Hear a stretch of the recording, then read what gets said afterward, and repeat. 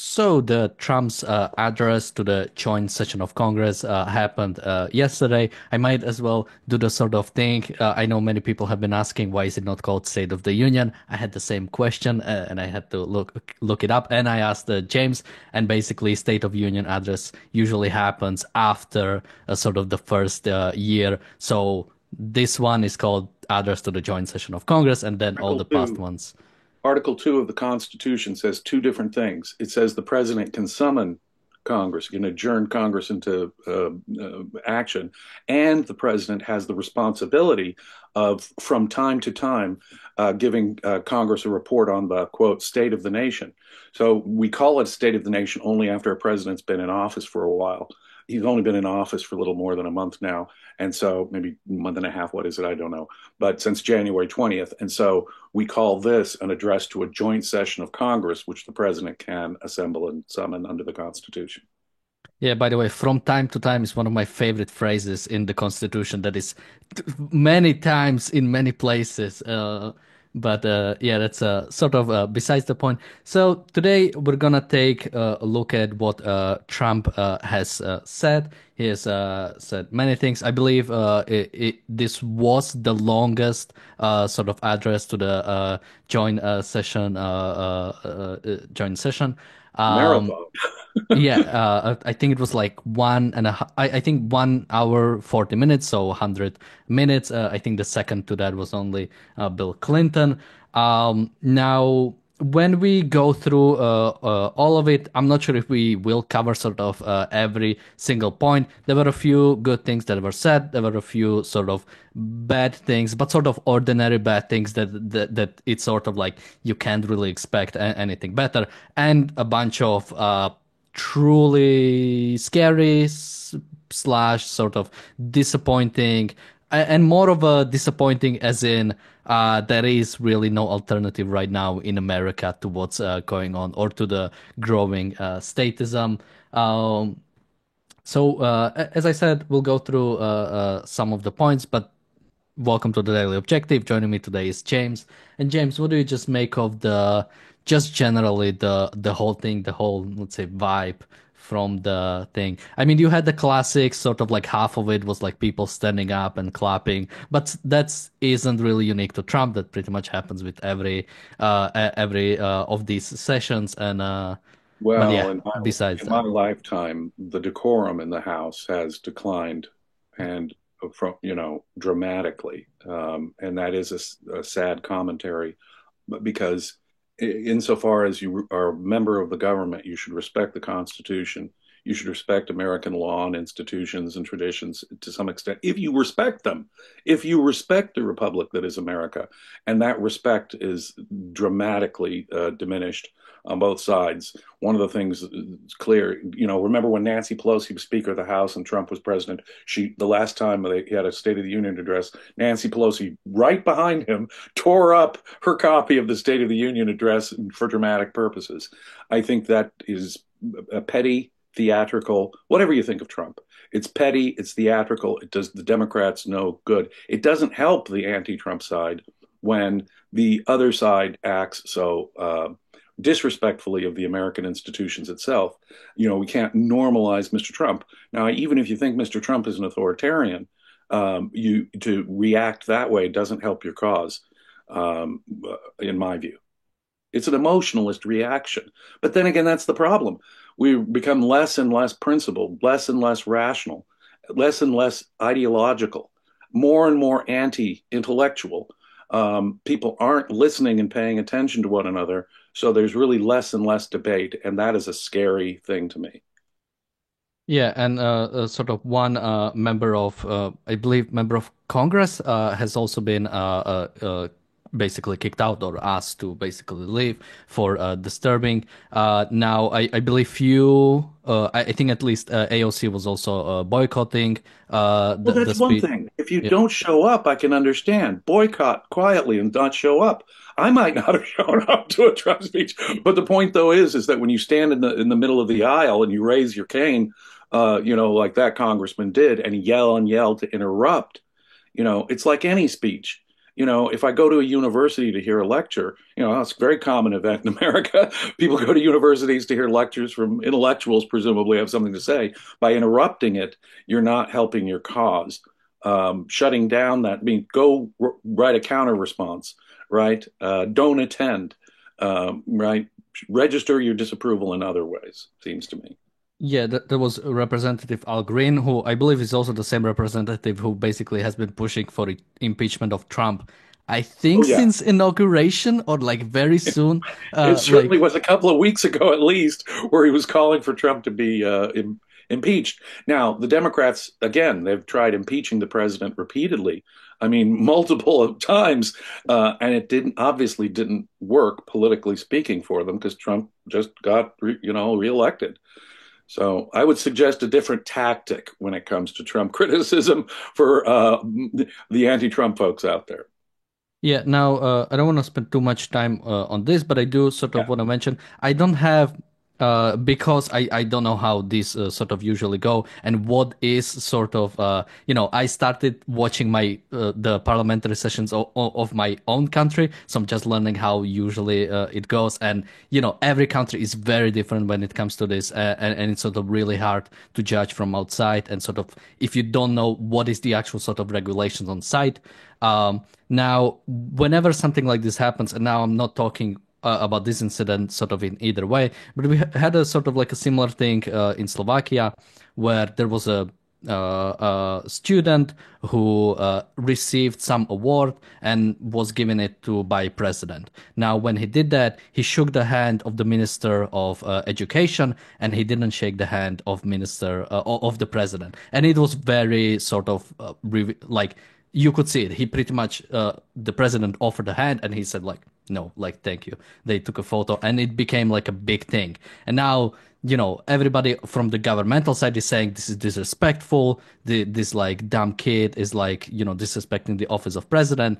And the people on the other side is like, well, that's free speech. He has a right to sort of show. And it's really hard to like, because on some level you can understand like not attending the session, for example. Basically you disagree or not even disagree like politically with someone, but you think someone is so threatening to the like fundamentals of a nation that you do not want to sanction that sort of a thing. And it's a very like thin line to sort of try to sort of go through, especially when it comes to sort of look. I'm not disrespecting the office of president.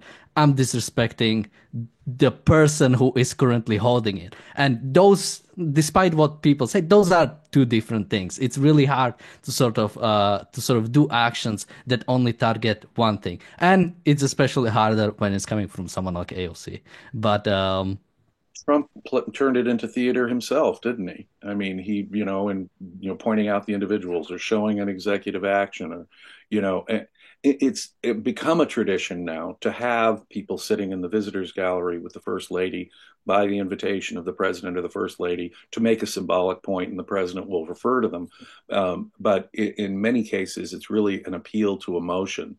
The Democrat, a lot of what the Democrats, I think, are bothered by with Trump is that he's playing the game they used to play and beating them at their own emotionalist game when it comes to just that, bypassing an intellectual argument to make an emotionalist pitch.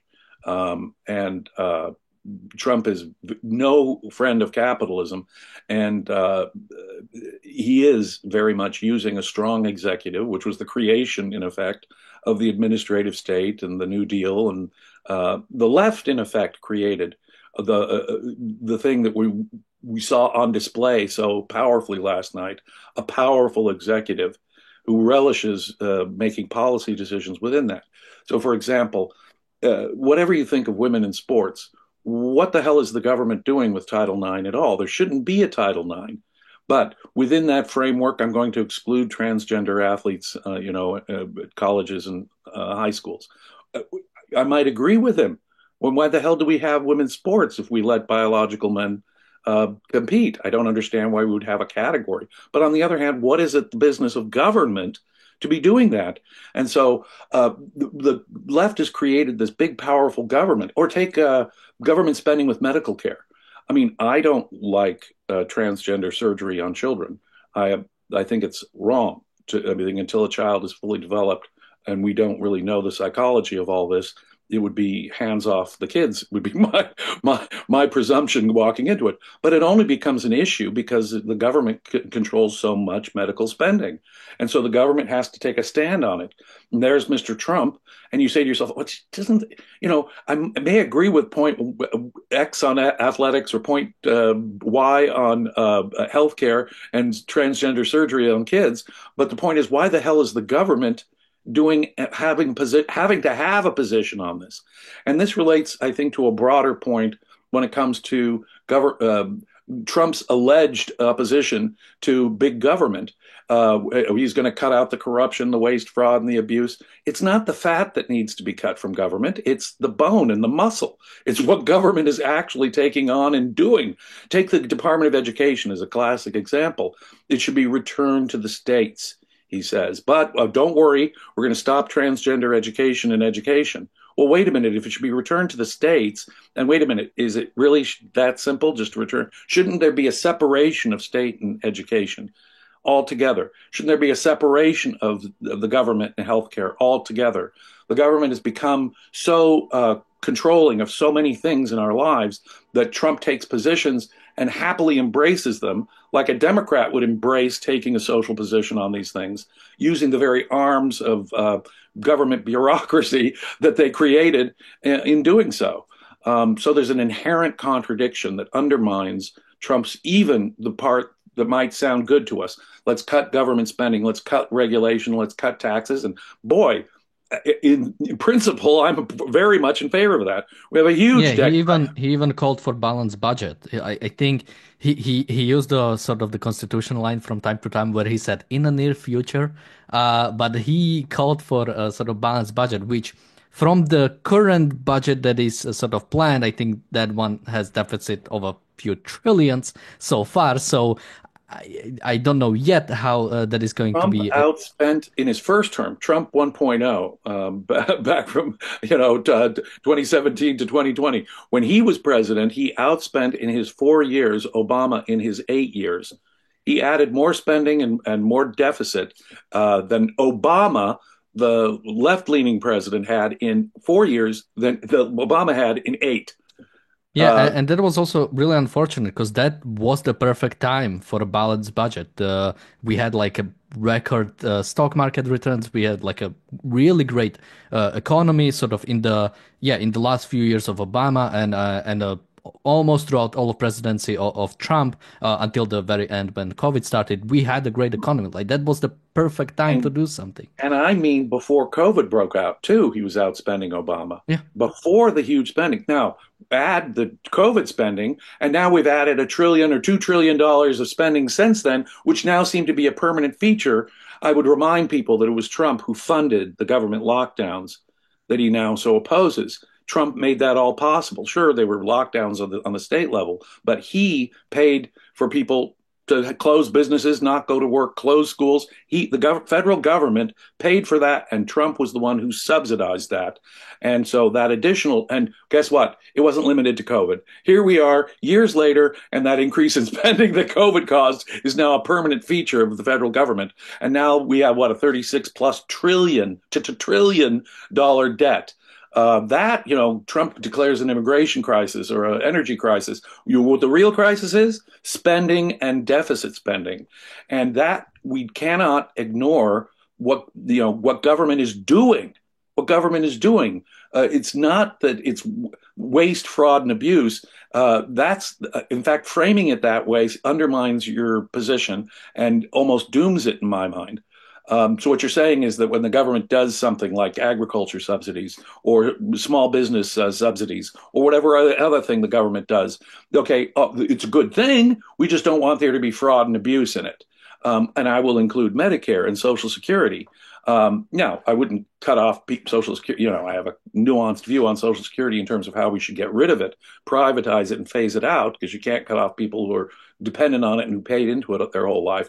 But on the other hand, you have to address it directly as an issue. And Trump does not directly address capitalism, free market, limited government directly on that kind of level, a principled stance. No, he's perfectly willing to take advantage of it, you see, and take a position about women's sports or transgender surgery that government ought not to be taking at all. Government has no business in there, but Trump is proudly pounding his chest on a position that is only possible because the government is doing something it ought not do at all. Yeah, you mentioned the farming subsidies, and I don't want to take this away from it, but there was a tweet or a truth on Truth Social by Trump a few days ago that I think we haven't mentioned, but I think is good to mention because, again, if you really think about it, it's a really nasty. But it says, to the great farmers of the United States, get ready to start making a lot of agricultural product to be sold inside of the United States. Tariffs will go on external product on April 2nd. Have fun. That ending, have fun. It's like I'm gonna put you out of business because of restrictions on Put foreign trade. Have Right, you're going to fun. put tariffs on Canada, Australia, the EU, where America does import agricultural products. Now, the fact that foreign countries put tariffs on American agricultural products, as we've discussed before, it's like saying, okay, since they shoot themselves in the foot, we can shoot ourselves and see how well we can shoot ourselves in the foot in response. It's madness. And his misunderstanding on tariffs is just absurd.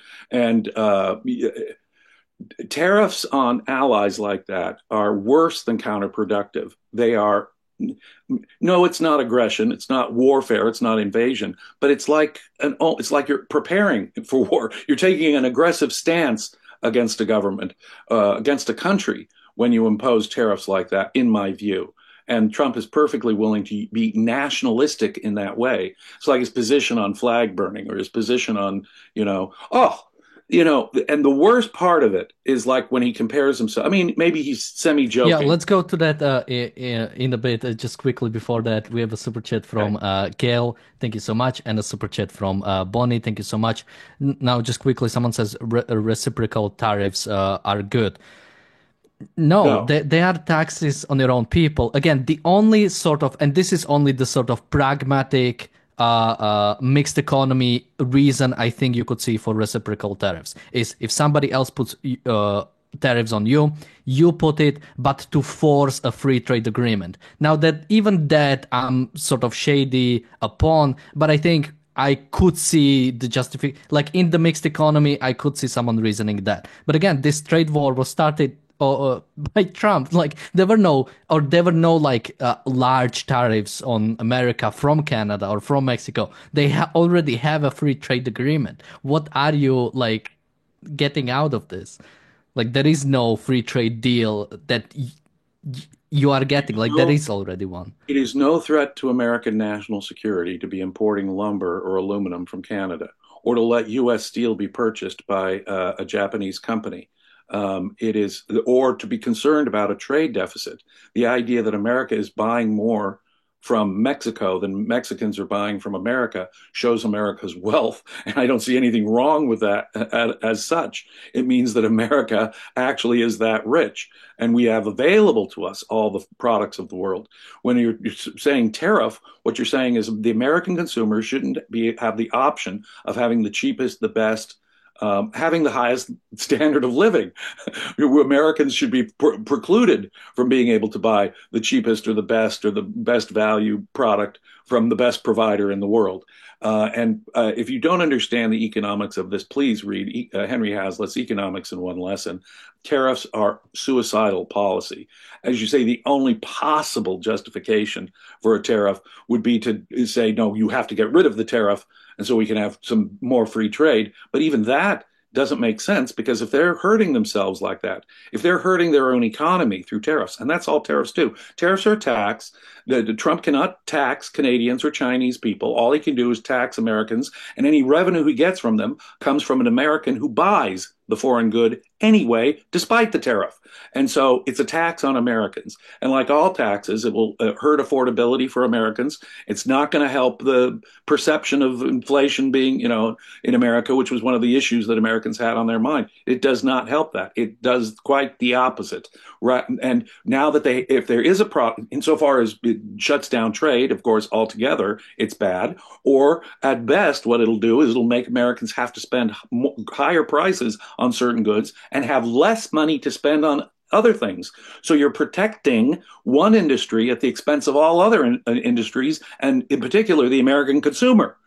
So the net effect of a tariff is always negative. So as I say, it's no excuse if a country is even imposing a tariff. They're shooting themselves in the foot insofar as they subsidize trade with their own, if they subsidize industries to compete with America. If they want to subsidize the American consumer, then okay, let them do it. It's not like the tariff itself or the subsidy itself is good for that country. No, what we have to do is go to the country and point out, you're not helping yourself at all. You're engaged in suicide, and I think that would probably be the better approach here. Yeah. Just to move on from this, someone says buying more from China, it could be argued, is buying from the enemy, strengthening the enemy. You put embargo on them.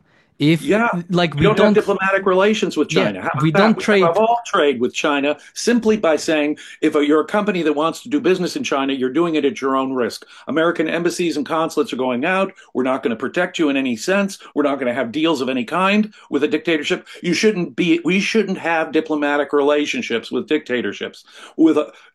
Think of it, China, what we did to get them away from Russia under Chairman Mao with Nixon 50 years ago. What did we do? We opened up normal relations with communist China, betraying Taiwan in the process, but also helping to build up and invest in China. What have we done but create an enemy in China? This was an American-made thing.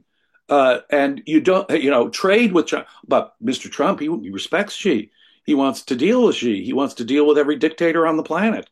No, the correct approach is to take a morally consistent approach to dictatorships and say, we don't trade with those guys at all.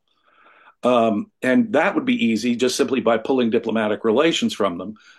Tariffs are a blunt instrument. Now, I can understand you saying, well, in the case of China or Russia or North Korea or Iran, we might want to have exceptions when it comes to trade issues and even tariffs, I guess, as a middle state.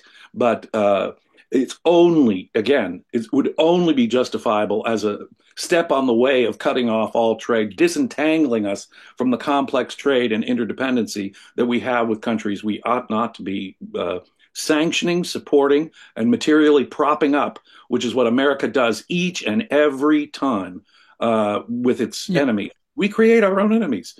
Like in the similar way, I called for embargo on Russia since the Ukrainian invasion. Now, again, practically, I could understand that you cannot do it on day one, and you need some time to basically sort of move on from this. But like by now, there 100% should have been no trade with Russia, and the fact that it's still happening and we're still talking about it is a moral disaster. But let me go to you aid to Ukraine one way, and then you materially support. You have investment in trade with Russia, so doesn't make sense. You're doing two things at once that sort of cancel each other out, and so you don't have an effective response. Someone says the EU have purchased more gas and oil from Russia for more money than ever. That's not true. We took great steps toward cutting off sort of our reliance on Russian gas on Russian oil. One thing we did is buy American oil, which I 100% support, and it should have been even more supported. But let's go to, I mean, something you wanted to go into. Now, with Trump, oftentimes what happens is he says crazy things and people say, well, he's just joking. And then when he keeps repeating it, and it's like, and people start defending that. Now, something that happened, I'm trying to remember during which sort of conversation it was, but Trump at some point said, I think it was during the Zelensky thing. Basically, someone, like before they started arguing, someone asked him if he compares himself to any historical leaders. And he said maybe Washington or Lincoln. Now, after that, he said he was joking. And when I posted this on the group, someone corrected me saying, well, he was joking. And I understand that he said he was joking, but I don't think he is. Now, during this speech, he again said his first month or something, or like his first sort of month and a half of the administration has been the best in American history. Second, or like the only thing that is second is Washington. Now, people were laughing after that, but again, he keeps doing that. He does the same thing with calling a sort of calling Prime Minister Trudeau the governor of Canada. People were saying at the start it's a joke. He keeps repeating it. I mean, where is this going? Why are we still? Yeah, and I mean, James, you wanted to make the point about the Washington, but yeah, he says he's joking, but why does he keep doing that? Right. No, he really, no, I think there are people who literally believe that about Mr. Trump, and Mr. Trump, in the privacy of his own thoughts, might actually even believe it. But the joke, even if it were just a joke, it's a sacrilege. If you regard American institutions, as I do, the framing of America, the founding of America, as one of the most important achievements of humanity in a political sense, if you regard it, if you truly respect and honor America, you would never make the joke. You would understand that the founder of America, the father of our country is what we call him. He laid down power. He didn't seek it constantly. He resigned from office. He created a small government that incorporated giants like Thomas Jefferson within his cabinet. He set up institutions and traditions that would limit the power of government. He presided over the Constitutional Convention. To compare yourself to George Washington or Abraham Lincoln, or in my mind, Thomas Jefferson or James Madison or Calvin Coolidge, would be, in my mind, a despicable comparison on his part. He is a much worse president than any of the people that I just named right there. So even the joke is in very, very bad taste and shows a disrespect for America in my mind, and it shows a complete ignorance of American history or the importance of the founding principles of America. There's only, and look at the way, I mean, Trudeau is disrespecting Mr. Trump, they say. What? After Mr. Trump just called him the governor of the 51st state? Oh, Zelensky disrespected the president. What? After Trump just called him a dictator and blamed him for the whole war? No, it's a one-sided kind of respect that America is demanding. No, Trump is personally demanding, which shows Trump's own megalomaniacal psychology. It's really a warped psychology, the psychology of a power luster, an emotionalist, nationalist, tribalist power luster, is what it shows. Even to joke about George Washington and Abraham Lincoln. And I mean, Abraham Lincoln, the man that ended slavery in America. I'm sorry. I find that deeply offensive, frankly, for him to even compare himself to the father of the country or the man who died to end slavery in the United States. I am deeply offended to my core when Trump even jokes like that. But no, you can see it in a wider thing, though, the respect that apparently Mr. Trump is owed, even if he totally disrespects other world leaders in the nasty ways, for example, that I just listed. But Trudeau and Zelensky, owe him respect after he just dissed them in the way he did. It really shows the blindness of Trump supporters and their cult-like worship of Mr. Trump. I think something interesting is going on in the chat. Someone said Greenland. Someone said Greenland and Canada could become part of Alaska because they are falling under Chinese influence. And then someone said maybe Alaska could become a part of Canada. And he said Alaska can't be a part of Canada. That's a disgraceful suggestion. Yes, it is. It is disgraceful to suggest one country that is free should annex another country that is free by force or by any other standard. But why is it different for other country to do it to America and America to do it to some other Uh, country? if you're a chest thumping nationalist, if you're really no better than an aggressive thug who wants to take over, like so many of the world. The difference between America and previous countries, one of the things that made America special was that it stood for a series of moral principles, governance by moral principles. And that is exactly what we've completely lost sight of. And with Trump, it's now very visible how America has descended into this sewer that does not understand or respect. Now, on Greenland, that was a very interesting point. At first, it sounded okay because he was like, we're for Greenland self determination. And there are many Greenlanders who want independence from Denmark. But then he added a little comment. And this was off script, by the way, we will get Greenland one way or another. What the hell does that mean? That's almost like again a threat, and he wants to keep it in the world of vague threats. What, you're going to attack Greenland or Denmark to acquire Greenland? I mean, he doesn't, and he would say, well, why take anything off the table? That's that bad negotiation. No, when you say I'm not going to engage in aggression against my ally, it is not.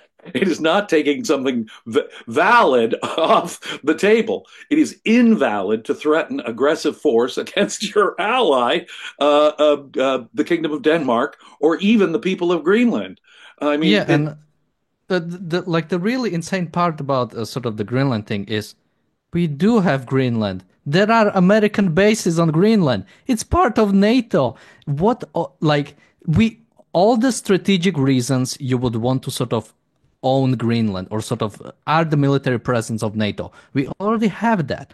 Unless you have some authoritarian, some nationalistic reasons for, it is like I try to not compare life too much to video games because it's a bit childish. But the way Trump is acting is exactly like that. I play like grand strategy games, and sometimes it's like, well, the map would look nicer if this part was like part of my color, like my right. color owned. And That's this how he is looks at it. He looks at it in terms of individual greatness, and then collective American greatness. He sees it in terms of strong leader and collective tribal identification. That's how he looks at the world. He doesn't look at America. J.D. Vance, his vice president, when he accepted the vice presidential nomination at the convention last year, he really, really said a lot there when he confessed that America is not based on ideas.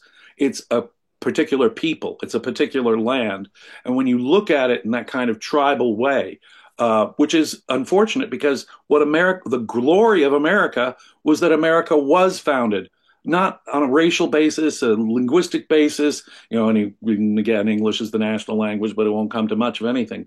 But wait a minute here. Two of our nicest, closest allies are Canada and Denmark.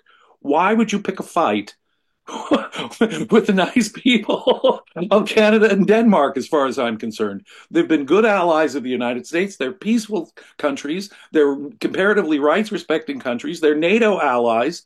Why do you do that? Except well to just chest thump in a tribalistic way and say, look how great I am. Just a random point. Denmark is the number one supporter of Ukraine when it comes to GDP percentage of support for Ukraine. Now, I wouldn't sort of put it on Trump to know any of these numbers, so I don't think that's the reason for like doing that. But yeah, that's sort of yeah. Let's go to some of the I just don't get it though, Daniel. I really just don't get it. Now, one point I sort of had is I on some level I do pity anybody who does support Trump, and I mean like actively in his administration, because sort of having to like change opinion like every single day based on like what Trump thinks. Like I mentioned this to you. We had the White House press secretary at some point. She said something like. Because again, remember what these tariffs were supposed to be. They were supposed to be a negotiating tactic, right? Like Trump put it on them, then immediately paused them because supposedly he got some concessions, and now they are restarting. I thought they were I thought it was a negotiating tactic. I mean, what happened to that? But his White House press Well, he secretary kind of has to said, keep his word on the 30-day pause. So he has to enact the threat. And so now he's saying, yep, well, the threat's now involved. Now, if they want something different, they have to come back and plead with me. And that's what he wants. He wants the world to be suppliants at his throne. And the image of that, the emotional image of other countries and their leaders being suppliants at the throne of, His Excellency. Oh, he likes to be called His Excellency. Nothing could establish how anti-George Washington Trump is psychologically than his at one time stated uh, uh, position that I like being called Your Excellency. That is despicable. George Washington rejected that altogether when anyone suggested something like that at the founding of America. Donald Trump embraces it. Donald Trump is explicitly anti-American. Now, don't get me wrong, the Democrats are explicitly anti-American, only they've been more overtly explicitly anti-American than the Republicans have. And so I think a lot of people are disappointed because they're disappointed at the Republican Party. I would point out that very little of what Trump has done in, legal action is unprecedented. I mean, Biden spent money that wasn't authorized, tried to spend hundreds of billions of dollars unappropriated by Congress. He didn't or the spend other way, money. not spend something that was Exactly. already He approved. did both. He did both. And maybe no one will be able to beat Harry Truman in 1952, who tried to nationalize the entire steel industry through executive order based only on his constitutional authority. Now, the Supreme Court, thank God, pushed him back in 1952, but presidents have been trying to be authoritarian through executive order for some time. The last 90 years, since the 1930s, since FDR, we've seen a descent into a more and more authoritarian state in America, a more raw democracy, if you will. In that sense, more fascist. And insofar as people are disappointed in Trump, let me suggest it's because the Republican Party has thrown in even what nominal respect they had for individual rights, capitalism, and the American founding. That is very sad indeed. Yeah, I just wanted to mention on the sort of tariff thing, we had a White House press secretary saying that now with these tariffs in place, we can stop the Chinese fentanyl from going into the United States. And when I heard that, I'm like, did she misspoke? Like that's not even the stated purpose of these like tariffs. Like tariffs don't stop stuff from going in. They just put a tax on it. Not to mention if something already, I'm not sure if even fentanyl is like if that's like legal to even like go across borders, so even then it like that doesn't really Fentanyl fit. is a widely used anesthetic, and before it became a problem that was killing tens of thousands of young Americans. Now, I don't get me wrong; I think it's a terrible scourge. The street use of fentanyl, it is killing thousands and thousands of young people. We reached terrifying heights. But how does a tariff stop the precursors from fentanyl being imported into Mexico? No. What you if you wanted to, but the point is that American street demand is what fuels it. American young people are buying drugs in dangerous ways that are killing them. Okay, to address that problem, prohibition is not the answer. Tariffs are obviously not the answer, but to associate tariffs with protecting us from Chinese fentanyl is pretty irrational. We're going to produce and import fentanyl for medical purposes, full stop. Tariffs will have nothing to do with saving American lives. No. Uh, We have a super chat from PC. Thank you so much. He says, James, it's good the White House and Israel rejected the Egyptian plan for Gaza. So I haven't seen that yet, although I wouldn't expect them to accept it. Apparently, Egyptians have been sort of working on a separate peace plan that would involve sort of Egypt taking control of Gaza for 15 years. That's the last time I checked it. Maybe they adopted it in some different way, but absolutely should. Yeah, if that was done, that's a great thing. This should absolutely be thrown on the table, thrown out of the table. I believe a new chief of chief of army has been appointed in Israel, or some a similar position at the sort of top of the army. That happened today. It was a ceremony. Now with that done, I'm really hoping for Israel for going back into Gaza. That has been talked about in the last few days, and I really want to talk about it when it does actually happen. So let's hope for that. We also have a super chat from Robert. Thank you so much. He says, "No reality show. Reality is now obsolete." Yeah, we are unfortunately there's not going to be any reality show today, but we are going for the longer today with this. Now, Well, something, I love the yeah. comment from Robert, though. Reality is now obsolete. Well, when it comes to political discourse, reality would be getting more and more distant from reality in political discourse, that's for sure. And when you hear the reaction, both Trump's speech, the people who defend him at any cost, and the emotionalist, reaction against Mr. Trump, I would have to say that reality has become, in effect, obsolete in American political discourse. Yes. Now, there was a YouGov poll done on this address that one of the things Trump has posted. Now, I think the way he posted it is pretty disingenuous. He posted the one where it asks the favorability of how people found the speech, and 76% of the people approve of the speech. Now, the people who actually watched the speech, Republicans and Independents watched it much more than Democrats. I think when you so basically of the people who watched it, 51% were Republicans, 27 were Independents, and 20% were Democrats. So you already the numbers are gonna be pretty skewed. So sort of posting that is a bit cheeky. But something specific that interested me is so 74% of the people who watched it found it presidential, and 74%, the same number, found it entertaining. Now, I don't know about you, James, but I don't think stand up or sort of comedy is something I'm really looking for when it comes to either State of the Union or address to the joint session of Congress. Well, the emotions show the degree of tribalism that has sunk in to America.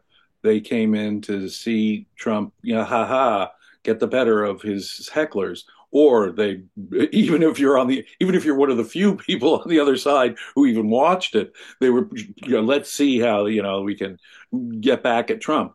No, it shows it's an emotionalist, tribalist approach.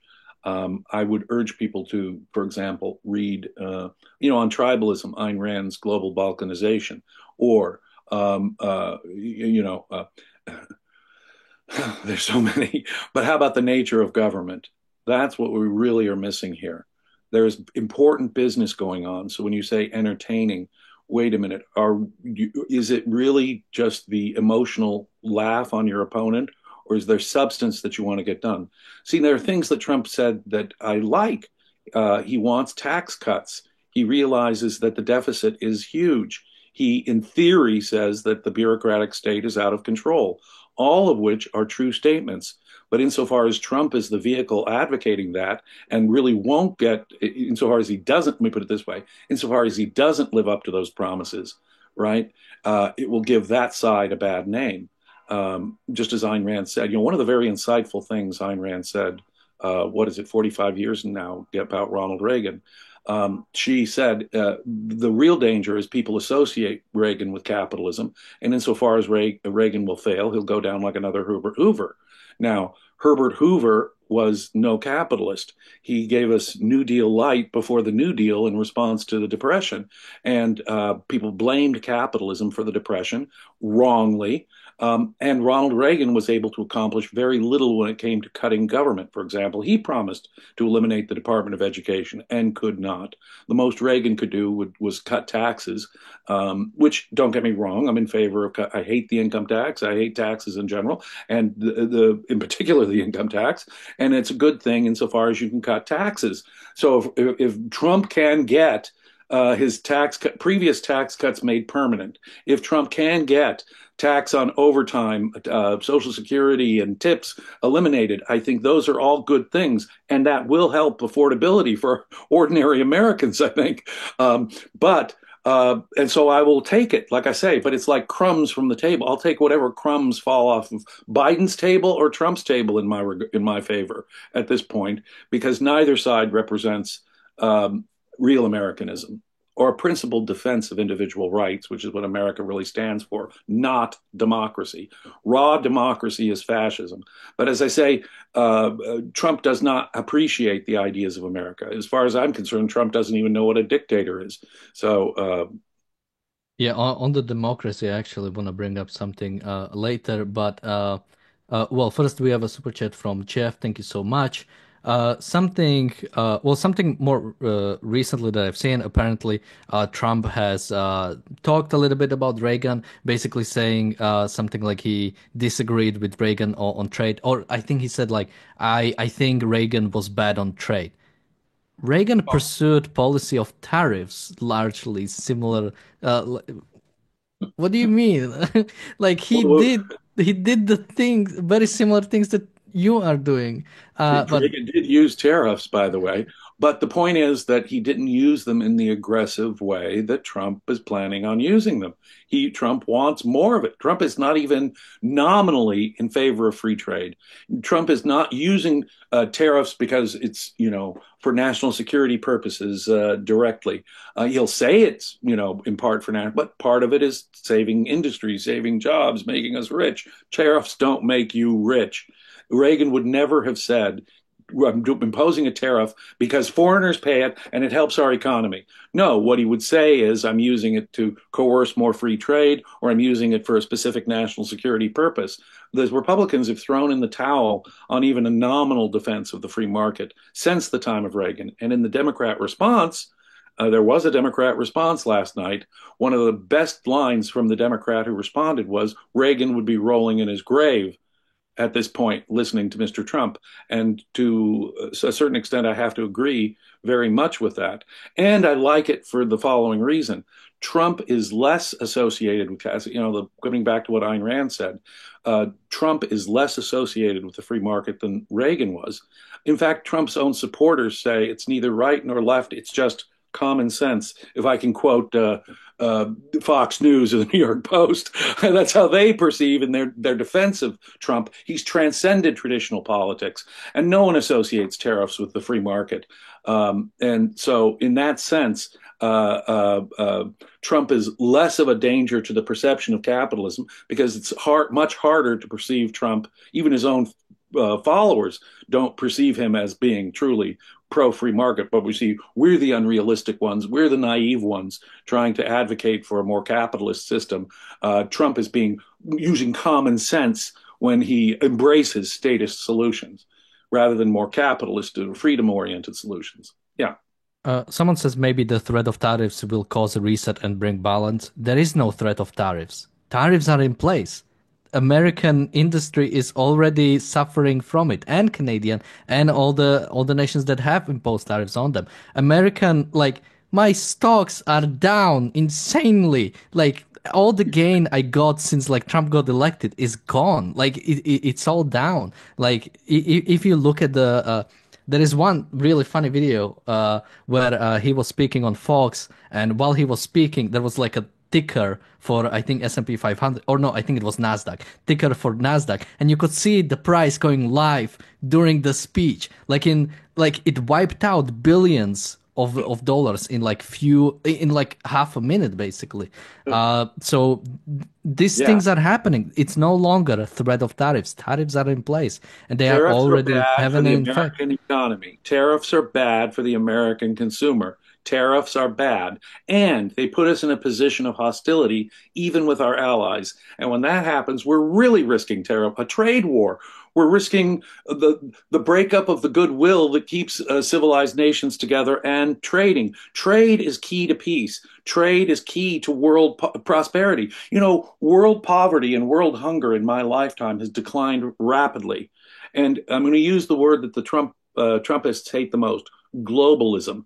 If it weren't for global international trade, worldwide poverty and starvation would still be at the levels it was when I was a child, which were horrific, Insofar as America has succeeded in trading with the world, it's high tech.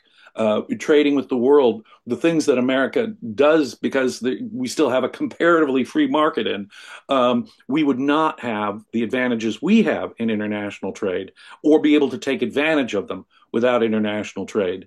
The idea of a fortress America, or the whole thing about the gold in Fort Knox, for example, it is classic mercantilist thinking, isn't it? We want to accumulate the gold and keep it here, as if that was the source of a country's wealth. No, trade is the source of a country's wealth. We want more trade. We don't want less trade. If you want to be rich, what you want to do is have more trade. And anything that restricts that is bad for the economy. And as you point out, there's no fooling the New York Stock Exchange on this point. They know that trade is what helps the economy, helps American business, helps the American consumer. And you can see it reflected in the decline in the stock market when tariffs did kick in. Um, Yeah, so some people are saying, what does president have to do with the stock market? And also when market crashes, I get more shares for my dollar. Uh, I mean, you are clearly just standing behind Trump. If we saw the similar thing under a Democratic president, we would all be blaming, rightfully so. Again, like but obviously the irony is, president doesn't have a button where he decides what is the hey, sort of of price of the course stock not. market. The But president doesn't the control interest rates. He doesn't control the stock market directly. I understand that. But you know something? Donald Trump, the irony of all this is that Donald Trump would boast about an increasing stock market when he was president the first time around. So my Trump supporting commenter there, bear in mind Trump has taken the credit for. I hate it when politicians say they created a million jobs or whatever they claim they, because politicians don't do that. Businesses do that. Consumers interacting with businesses do that. It's not, it's that happens on the free market, unless you mean pointing a gun at someone, taking money in taxes, creating a government job, which only drains the economy and makes us all poorer at the end of the day. It is the free market that makes people rich. It is the actual trade. And in this particular case, though, I will cite the stock market because I don't think there was any analyst on Wall Street who didn't realize that there was a causal connection between the recent decline in the stock market and Trump's tariffs kicking in. Now, that isn't the ultimate decider at the end of the day. Watch what it does to the economy, though. I agree with you. Let's keep looking at it because, as I say, the source of wealth is trade, not anything that impedes and blocks trade. That's madness. Yeah, I think someone also said something like, if you are stupid enough to keep money in the stock market, then you sort of get this. Again, that's the idea that sort of stock market or the prices of those companies is just some sort of, that's just some random thing. It's just, who cares what it is? It's just some people on Wall Street like trading like papers. No, this is like, Measures the that's like comparative real value price of of American. companies. Yeah, it measures the value of American business interests in a comparative way. I understand, but look, the stock market is still probably the best level of investment out there. If you really, I mean, all other things being equal, I mean, you can zero in a particular thing being a good investment at a particular time, but to attack the stock, investing in the stock market is to attack capitalism as such. Um, wow. We have a super chat from Jeff. I'm not sure if I read it, but if I did, thank you again. Thank you, Enric, so much for the super chat. He says Trump and his followers have become a cult. They believe in mystical solution with 4D chess and protective slogans. It needs to be rejected. Yeah, I mean that's why it's really hard to sort of even argue certain things. I mean, again, that uh, like when people try to say that tariffs are good for the American economy, or sort of like try to justify it, or try to say that it won't increase the prices. The whole goal of tariffs is to increase prices, is to make the imported stuff more expensive, so there is more production, or that's the supposed goal. So there's more production at home. That is the goal of tariffs. Like you cannot, but people have like mystical thinking of like because it is like Trump does the good things, so whatever, so if Trump does something, nothing bad can happen because Trump does good things. Is that sort of like almost tautology that that is typical of a cultist thinking? That is. And really, you saw it on Friday with the meeting with Zelensky. I mean, Zelensky would have signed the deal right then and there. I mean, whatever you think of the deal, whatever you think of dealing with Russia, Zelensky would have been perfectly happy to sign the deal then and there. But Trump got his little nose bent out of shape. And so everyone is saying, well, Zelensky has to apologize. I mean, wait a minute here. Is any international, if you really wanted to end bloodshed, if we're talking about war and peace here, should it ever hinge on an apology? That any Trump supporter who really thinks that this deal should hinge on an apology from Zelensky really has got to think hard about reality and their emotional support of Trump. So Trump's dignity, when he calls Zelensky a dictator in the cause of the war, mind you, but Trump's dignity in any case is more important than the international deal in question. Okay, that's Trump, the Trump cult, like Enric says. That is, and well said, by the way, Enric. Even the good stuff that we might get from Trump, like I say, tax cuts, or insofar as he does control government spending. Let's say, I hope more than anything in this world that Trump does balance the budget. I hope more than anything in this world that Doge finds a trillion or 2 trillion, whatever their ambitions were, to cut from government. And I'll take it. Don't get me wrong, I'll take it. But Trump undermines the case insofar as he is perceived as the defender of American business and American capitalism, because he is no consistent advocate of it. So even where we get the good stuff, we might get good stuff from Trump. It comes with a big fat proviso, a big asterisk on it that says, well, this is misleading people into thinking that this is what capitalism consists of. It isn't tariffs. Tariffs hurt the economy. Tariffs are not good for trade, for peace, for anything else.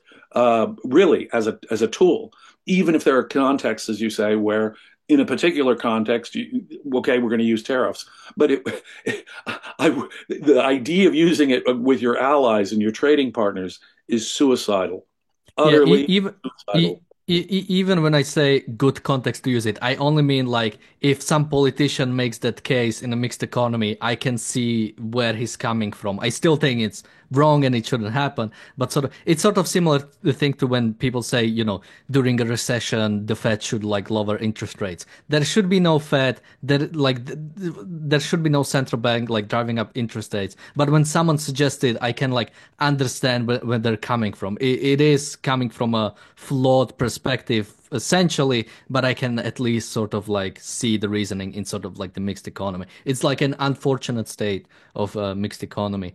Now we also have a super chat from Phil. Thank you so much. He says, "What would have happened the day after October 7th if wait 7/11? Uh, Does that's he mean November.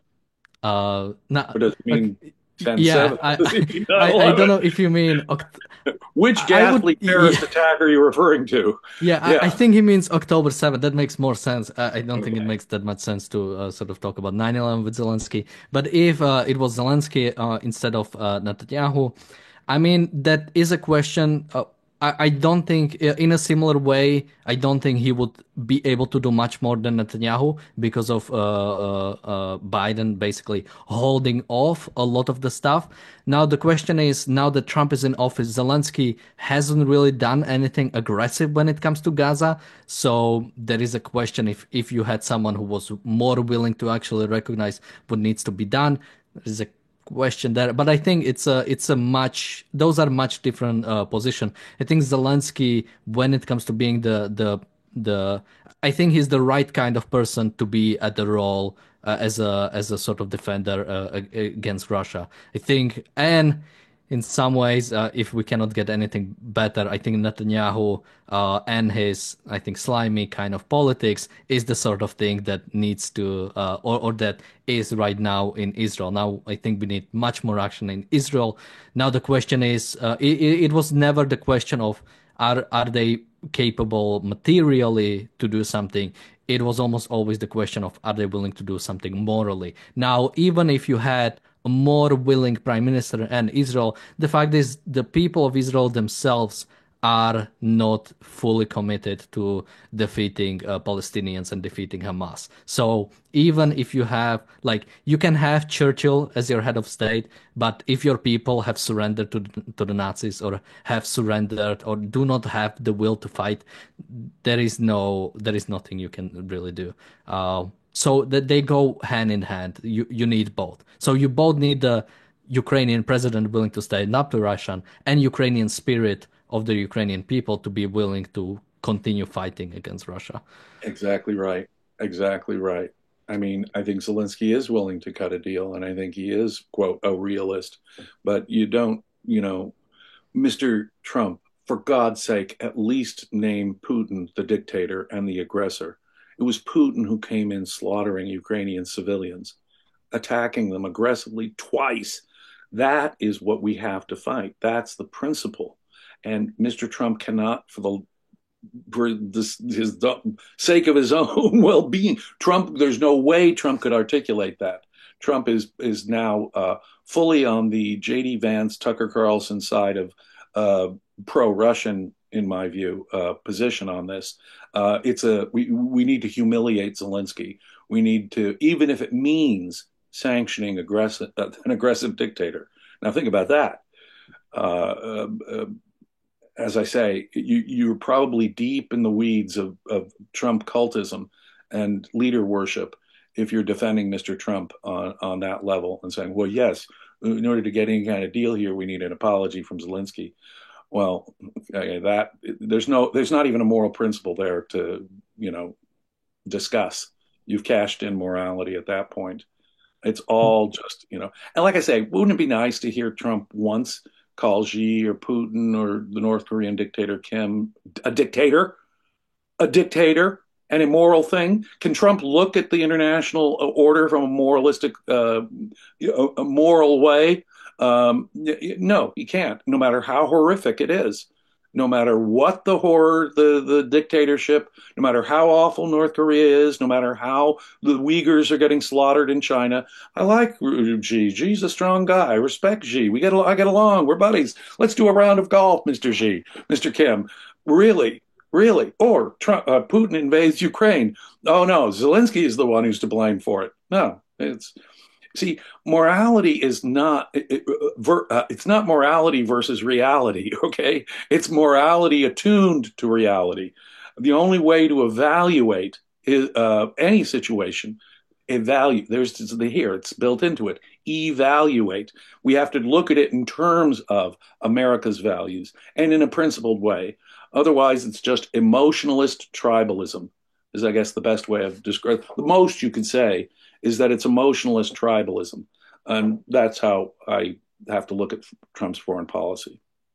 We have a super chat from Akira. Thank you so much. He says, do you think Trump put Rubio on the spot? Now, I did see that part, and it really did seem, I mean, I'm wondering what James you think, but it really did seem, because something to remember is Trump sees all social media. Trump saw how Marco Rubio looked like during the Oval Office. That this might really be sort of strong arming of like, you better do what I say, or something. But yeah, what did you make of that part? Well, Mr. Rubio, you knew what Mr. Trump's position on Ukraine was before the election. We all kind of got a good hint from about Ukraine from Mr. Trump before the election. And if you had a principled view on Ukraine, you shouldn't take the job of being the chief diplomat for Mr. Trump. And when you do, you've sold your soul to gain the whole world, as it were. There's a classic case of morality. Rubio has slit his own throat in the long run, in my view. And whatever respect, because he did have broad bipartisan. Trump pointed out last night that he was all the senators who were present, 99 at the time, voted for him, and the one who did get added in later from Pennsylvania, he said, "I support Rubio." So it would have been all 100. Trump made that point. See, so in other words, my policy is justified by the collective approval of both parties and everyone in the Senate. No, it doesn't work that way, Mr. Trump. And more, Mr. Rubio, it doesn't work that way. The fact that everyone supported you and you have wide bipartisan support doesn't change the fact that you've just betrayed Zelensky. You've just betrayed You've just you've encouraged an aggressive dictator here. What you have done will have consequences. And in your support for Mr. Trump's foreign policy on Ukraine, it will have consequences. It'll have consequences to war and peace in the whole world, and it'll have consequences on your own political career. It is, but he sold his soul. Now, just maybe a clarification, because obviously America is a very different system from Slovakia. But I assume when Marco Rubio, if he would to resign from office, he used to be a senator for about 14 years. It's not like he's getting his senator seat back, right? He would be completely out of government, right? Right. Yeah, yeah. Exactly Because correct. I mean, he could run yeah, again the next time a seat yeah. is open for his in a state for Senate or House or whatever it was, or governor or whatever it is. And but more than that, I would advise. Here I am advising.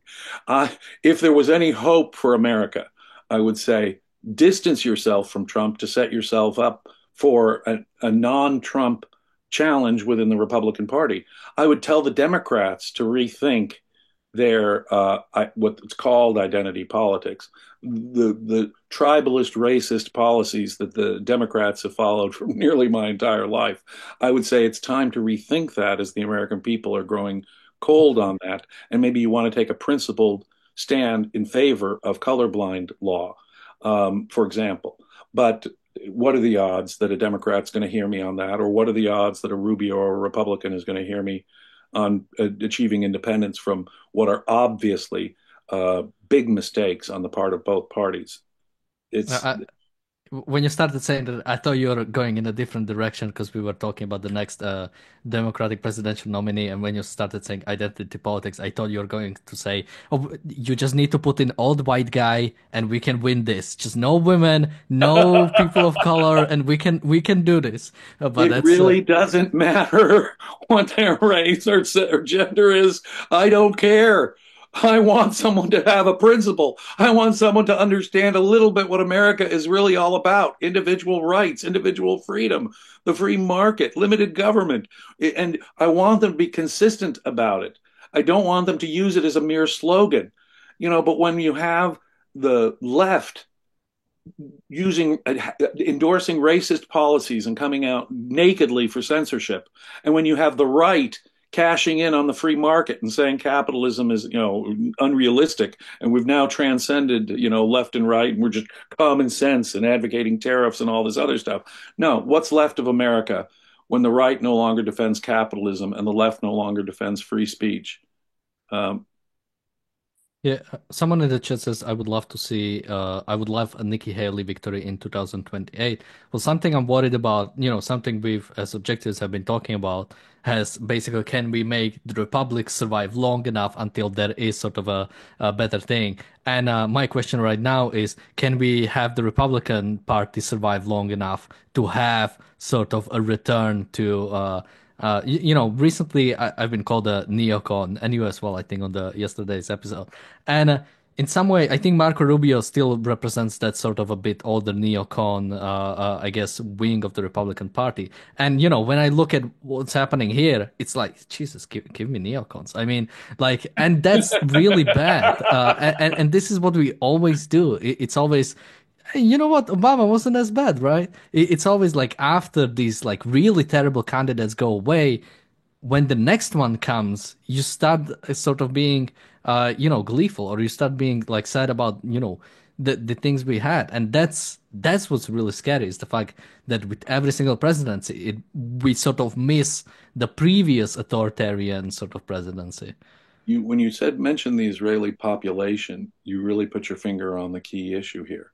It's the American population too. And since we're talking about Trump and his speech yesterday, that's really the issue. The American people. They have been so badly educated as to what America is, if educated at all, that and that is the doom. I mean, that's got to be what causes dramatic pessimism. And so what we're doing is we are just buying time. Which candidate will cause the faster descent into hell than the other candidate, and you have to vote for the one that would lead, slower, have us go on a slower road to hell. But we're on a road to hell, and we've been on a road to hell my whole life. It's accelerated. We're now running downhill as fast as we can into a fascist sewer. Yeah, now, I mean, when it comes to sort of the next, and it's too early to speak. We still have 4 years before there is, or we still have like 2 or 3 years before that even people start talking about who are gonna be the presidential nominees. And I've seen some people. I do watch some sort of like Democrat or sort of left commentators, and there has been some talk, some little introspection when it comes to sort of what happened, and they're trying to sort of figure out. I mean, we'll see where that goes. I think someone I want to look more into is Pete Buttigieg, because I don't know how good he is. I believe there was when during the 2016 candidacy, he was one of the people who was candidating, and John Stossel did like a video on basically how much is each candidate planning to spend. At the top were people like Elizabeth Warren, Kamala Harris.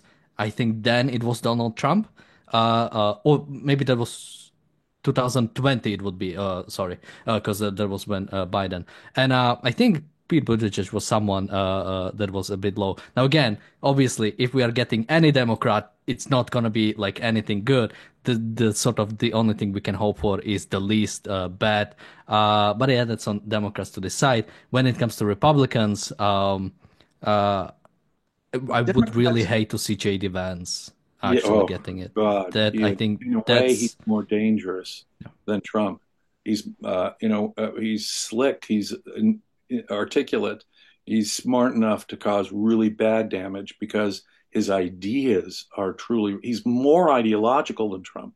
Trump is more of a pragmatist. Trump is willing to let his emotions decide things more. No, Trump really advance has some ideas. He is a little more thoughtful, and it's not good. His ideas are rankly nationalist as opposed to rationally patriotic. There's no question that the distinction that Ayn Rand made between nationalism and rational American patriotism. Well, Vance clearly stands, I mean, in a clear way, he can articulate it over in the side of tribalist nationalism. But if the Democrats themselves hate the Constitution, hate everything about America, they would pull the plug. They'd destroy the Supreme Court. They'd get rid of the filibuster. They'd destroy the Electoral College. The Democrats hate the founding fathers explicitly. They disdain them. And so, if I say Trump, it's a bad thing that you compare yourself, even in a joking way, to George Washington. At least Trump is comparing himself to George Washington. The Democrats would sort of say, no, George Washington was a racist slaveholder, rather than seeing the positive things that George Washington did that helped, by the way, eliminate slavery in this country, or Thomas Jefferson, else I would say the same thing about. yeah, and I Democrats think were explicitly advocating for censorship, for example. Now, I can't imagine myself voting for a Democrat except to think, okay, there is a better alternative that we can force on the Republicans. I will, for hygienic purposes, vote against this Republican because there's a better Republican option out there. Well, is there a better Republican option out there? Now you're just voting for the Democrats and the destruction of the Constitution outright, or you're voting for censorship outright and racism outright, because that's what the Democrats stand for right now: is racism, censorship, and the destruction of the founding fathers' vision. Explicitly, explicitly, that's what their ideologues are all about. Insofar as the Democrats are ideological, they are overtly anti-American. In an electoral context, it only makes sense to vote for them if you think you can do hygiene, something hygienic in terms of getting the Republicans' attention to do something better on that side, if you were still holding out hope for the Republican Party. But alas, my friends, we've reached such a depth of corruption in America that there is no one who is defending George Washington in that sense. There's this guy Trump who thinks he can be compared, even jokingly, to George Washington. That's it. And all the Republicans have now snapped into line.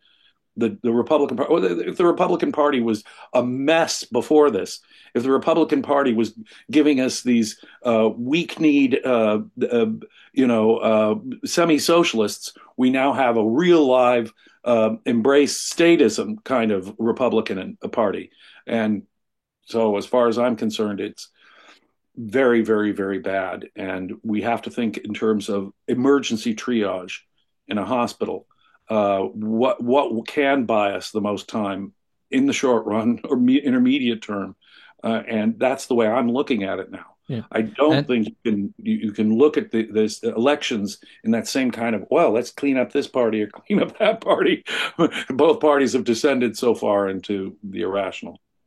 yeah, in many ways, we cannot rely on one party, right? We need both parties to become better. We need both of those parties to sort of become better so we can actually or we can sustain long enough to get to the culture when sort of more capitalist, more individualistic principles are able to go through. And when I watch some of the sort of more lefty or sort of center left commentators, I do see some appreciation for American values, some patriotism, and some appreciation for people like George Washington. But Democratic Party has been taken over by the sort of more far left and rather than taken over, has given in to sort of more like again when Trump says he's gonna ban sort of transgender men for participating in women's sports, it's a dumb thing.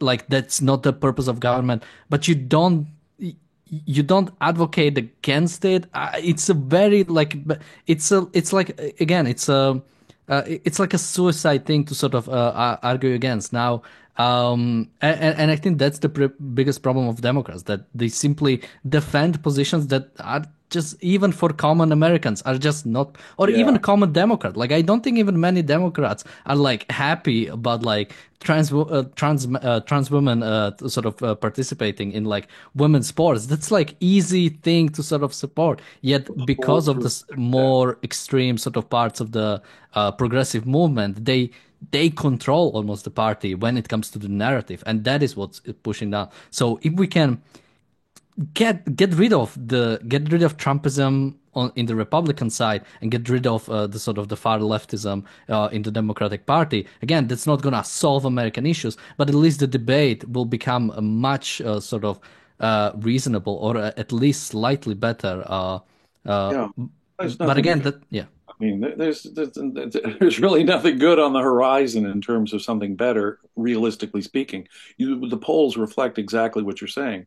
There are many issues in which the Democrats themselves, as the rank and file Democrat out there, the hoi polloi out there, oppose their party's position on so many things that Trump calls woke, and they're associated with what they call wokeness.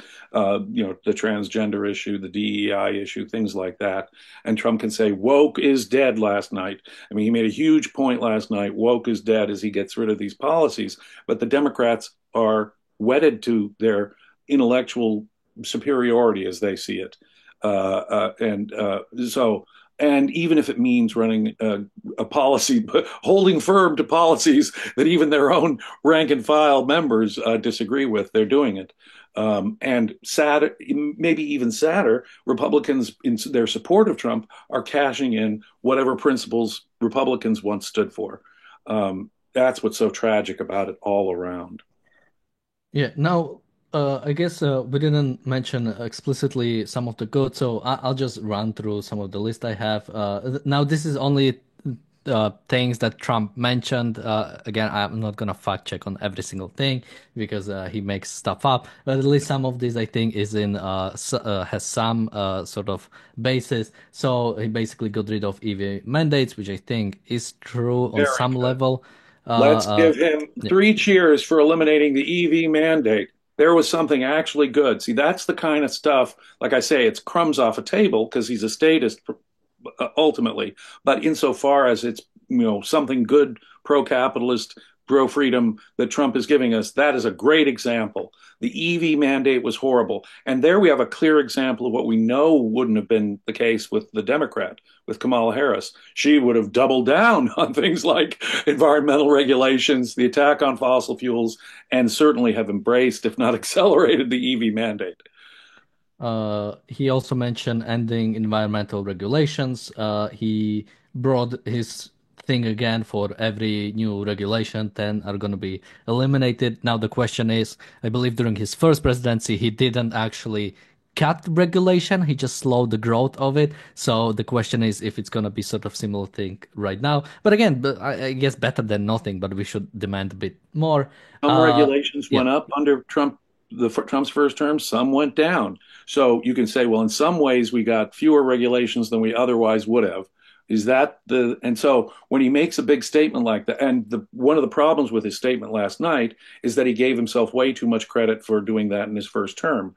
That was where we need to fact check him, because if what you thought was your in your first term was this great anti regulation push, it really wasn't that at all. And is that really all we can expect? Now, he did say, I'll do more than what I did in my first term. So let's keep our fingers crossed.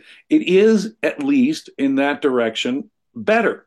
So, like with the EV mandate, let's not attack him for that in the narrow sense. Let's attack him in the wider sense of you're not living up to that. You're betraying your promise. If we don't get tax cuts, if we don't get regulatory cuts, then we should be able, and we don't get big old Doge, hundreds of billions of dollars worth of Doge cuts in federal spending, then we should call him out for that as having betrayed the promise that insofar as he gave us pro-capitalist promises.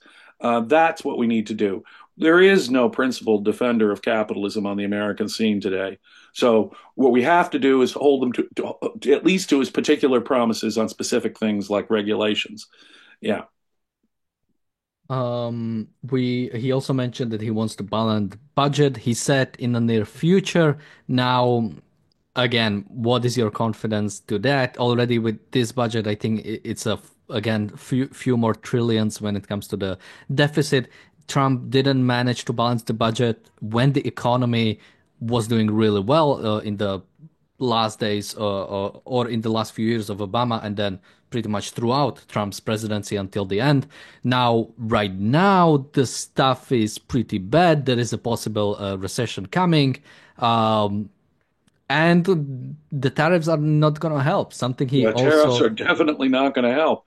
And when you look at the budget outline that the House has just passed, it's still got hundreds of billions of dollars every year in deficit spending. And what they're going to boast about is the projection that shows an incremental decline of deficit spending, but it's still deficit spending in the tune of hundreds of billions of dollars each year that in their projection declines. So again, we have to wait to see the. And now Trump himself said, no, we're going to try and really balance the budget, at least at some point, or by the end of my term. Or he implied that there comes a point where you can rationally see the budget being balanced.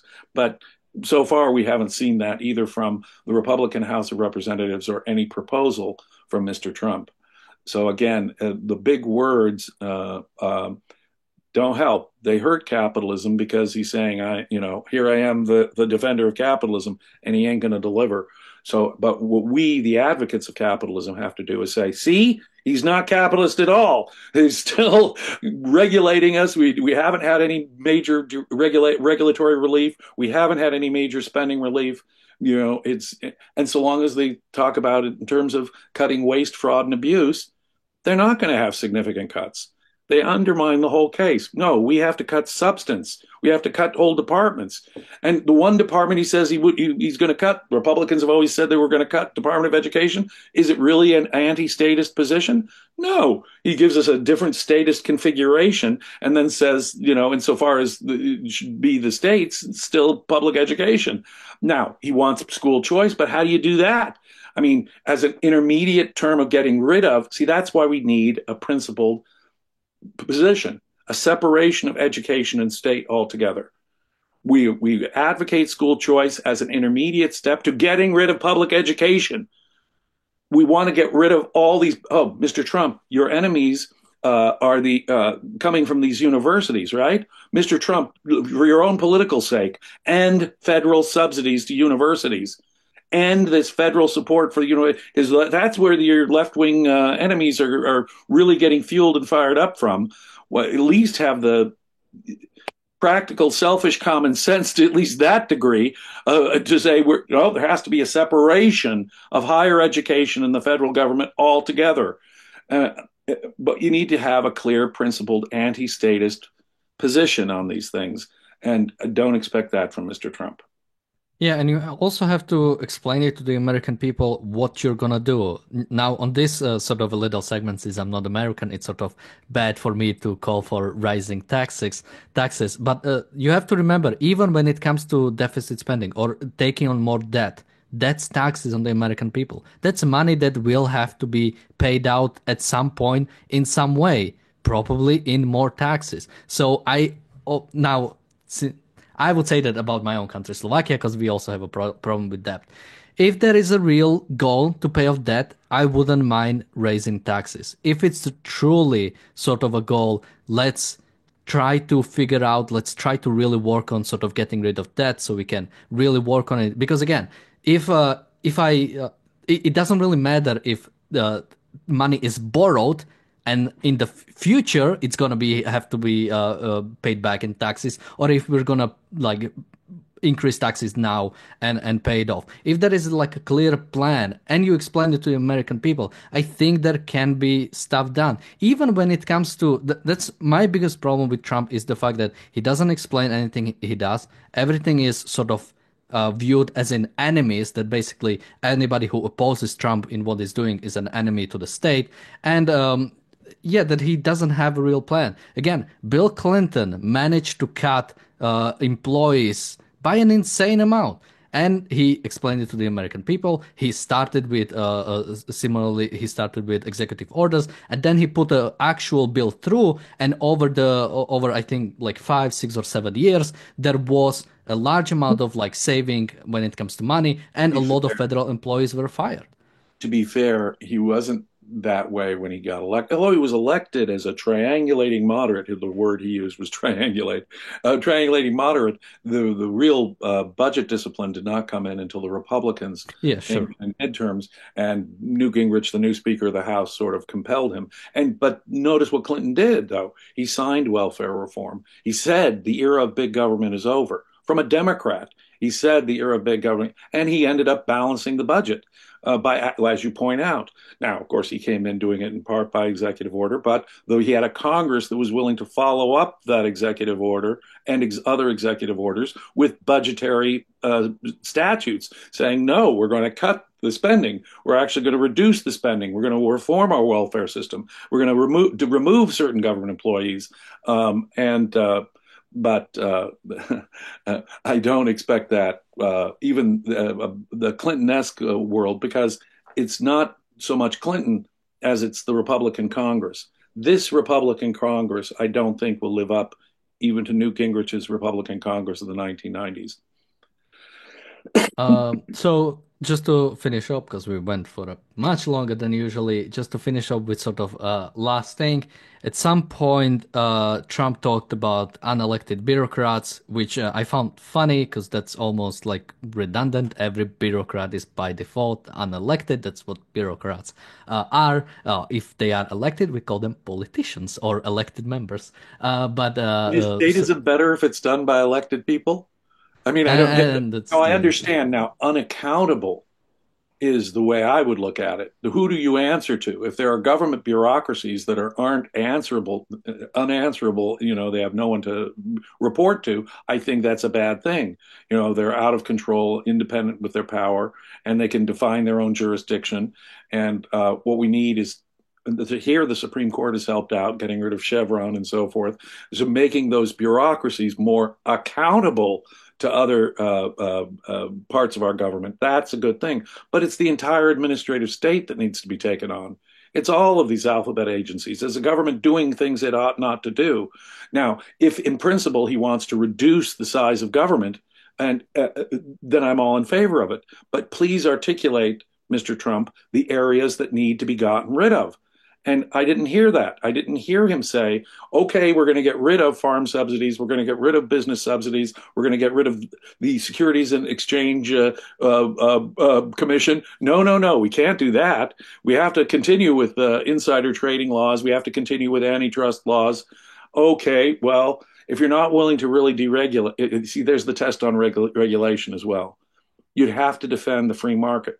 You'd have to say, well, wait a minute here. Insider trading laws and antitrust laws are a corruption. Those are regulations that should not exist at all. We should eliminate the antitrust division of the Justice Department. We should eliminate the Securities and Exchange Commission. We should eliminate the Federal Communications Commission. Now, if someone were to, a politician were to stand up and say, I mean to get rid of this whole category of regulation and this whole agency, then I would say he would have grounds to say, okay, see how I'm just eliminating unaccountable bureaucracies that control the lives of ordinary Americans in a negative way.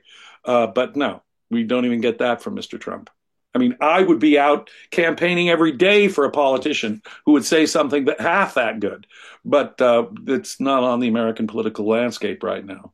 Yeah, there is a one quote I'd like to go to, but first we have a super chat from Matt. Thank you so much. He says, Trump's comments about believing God spared him from the bullet so he can save this country is maybe the scariest thing he said all night. I got chills. Yeah, he did talk about that. Now, He is obviously, on a it's mission from yeah. God. No, and it's crazy because you ask there are Christian evangelicals in this country who are an important voting bloc, and they definitely did vote for Mr. Trump. And when you ask one of these religious Christian evangelicals who so strongly support Trump, wait a minute here, here's this guy who is not a very good Christian. Look at how he's cheated on his wives. I mean, I'm not.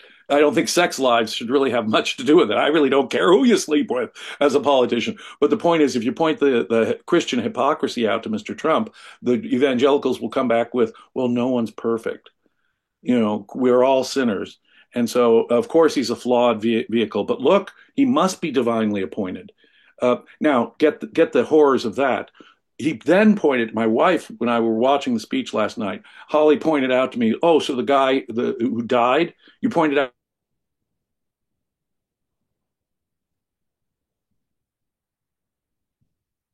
Is it just me or is James?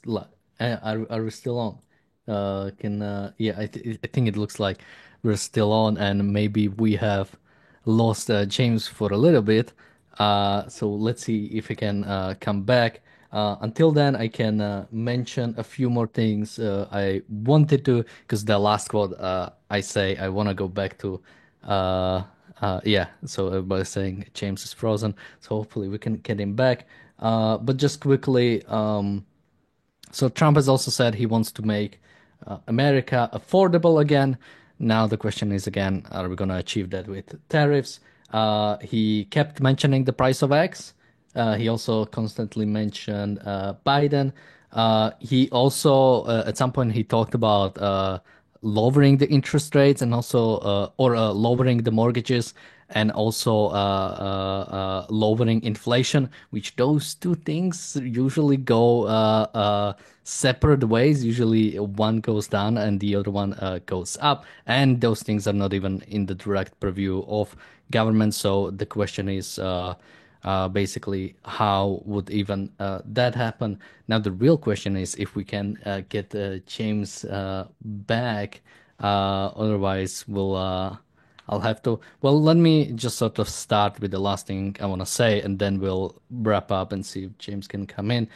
But I think something when it came to the sort of unelected or when Trump talked about the sort of unaccountable bureaucrats, one line he said was, we need to restore true democracy to America again. Now, dear President Trump, America, this was a point Republicans have made many times. America is not a democracy, it's a republic.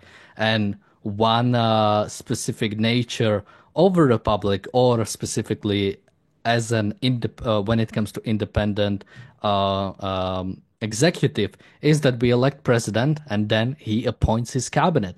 He appoints his unelected bureaucrats. He appoints his Secretary of State. He appoints his Secretary of Labor and all the other secretaries. And these are bureaucrats. These are unelected bureaucrats. This is what a republic is. If you want a more democratic system, such as many European nations when it comes to parliamentary systems and not presidential republics, then that's more democratic. you appoint a parliament, and then based on who gets the majority, that majority makes up the cabinet, usually from the elected members. So every member of cabinet is usually an elected official, unless something sort of unique happens. Usually that's the way it happens. Um, now, the question is, does Trump want that? Does Trump want to change the nature of America from going from a republic to, let's say, sort of a democratic republic or a parliamentary republic? That's a huge difference. And I think it sort of speaks about Trump's real misunderstanding of what America really is, of what is the American system, of what made America great and made America stand out as a nation. Because this sort of idea of a presidential republic, of an independent executive, is truly America is one of the kind that not I don't think any real nation has anything similar to that.